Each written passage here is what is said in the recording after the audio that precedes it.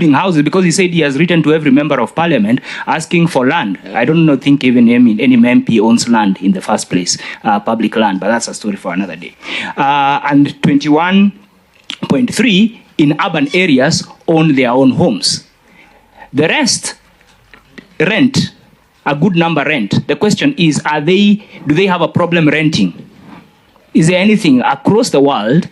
Most populations live in rented homes, rented houses. Of course, we have a challenge. Is a challenge actually that there are no houses or that people cannot afford mortgages? I think let's address the right challenge. And that's why I say I think there's still a lot to be discussed around the housing. I will not belabor that.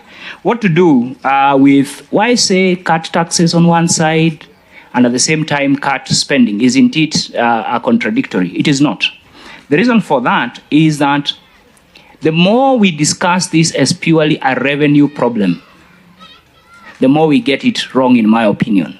Because we seem to say all our expenditures are right. I gave an example of the state-owned enterprises.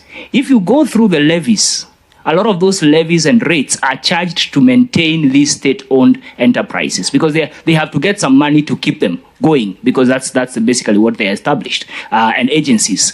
And in my opinion, I think that it will be of value to, first of all, remember those institutions, just to take us one step back, are also playing in this intergovernmental space where between counties and national government. Look at the number of them in the water sector. Look at the number of them, in the different frameworks, and we seem to be even creating more with the law. So there is a possibility to actually look at the efficiencies, and the Auditor General is on record, just flagging out expenditures that were not right. If you work on all those numbers, including the 2 billion that the current government has committed to confirm whether it's true that, as per the former president, that we lose 2 billion every day. If you do the math, if you were to cursory look at that figure, 2 billion per day gives you about 710 billion in a year. That gives you almost the deficit that we are talking about. So there are options, and the options is not just going and saying, let's raid this ministry and cut their expenditure, but it has to be a mix. Look at the tax expenditures, already some improvements there. That is the amount of money we give in terms of rebates. Why not go and reduce that so that we give rebates to Kenyans in terms of and the rest is what we've talked about, the fuel. Must we charge everything? Because we are saying we are not in normal times. Yet there is something we can do. The last question, which was about KQ, I think a lot of these state-owned enterprises need to run on a business model. You don't make a profit, you don't run, you shut down.